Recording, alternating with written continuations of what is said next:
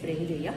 Spray ചെയ്തിട്ട് നമ്മൾ ശ്വാസം വായിലൂടെ അകത്തേക്ക് എടുക്കുക. വായിലൂടെ ശ്വാസം എടുത്തതിന് ശേഷം 10 സെക്കൻഡ് പിടിച്ചു വയ്ക്കുക. 10 സെക്കൻഡ് വരെ വായിൽ ശ്വാസം പിടിച്ചു വെച്ചതിന് ശേഷം മൂക്കിലൂടെ പതുക്കെ ശ്വാസം പുറത്തേക്ക് വിടുക. അപ്പോൾ ഇൻഹേലർ എപ്പോഴും ഇപ്പോൾ 10 സെക്കൻഡ് എന്ന് പറയുന്നത് അത് 10 സെക്കൻഡെങ്കിലും മിനിമം പിടിച്ചു വെക്കണം. അതിൽ കൂടുതൽ പിടിച്ചു വയ്ക്കാൻ പറ്റുന്നവരാണെങ്കിൽ അങ്ങനെയായാലും സാരമില്ല. അതിനുശേഷം മൂക്കിൽ കൂടെ ശ്വാസം പുറത്തേക്ക് വിടണം.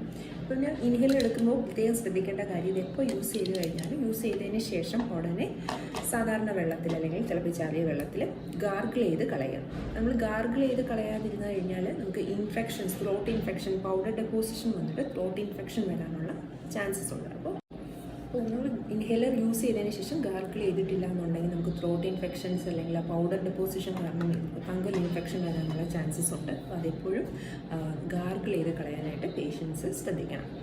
പിന്നെ ഈ സ്പേസർ യൂസ് ചെയ്യുമ്പോൾ ശ്രദ്ധിക്കാനുള്ളത് ഈ സ്പേസർ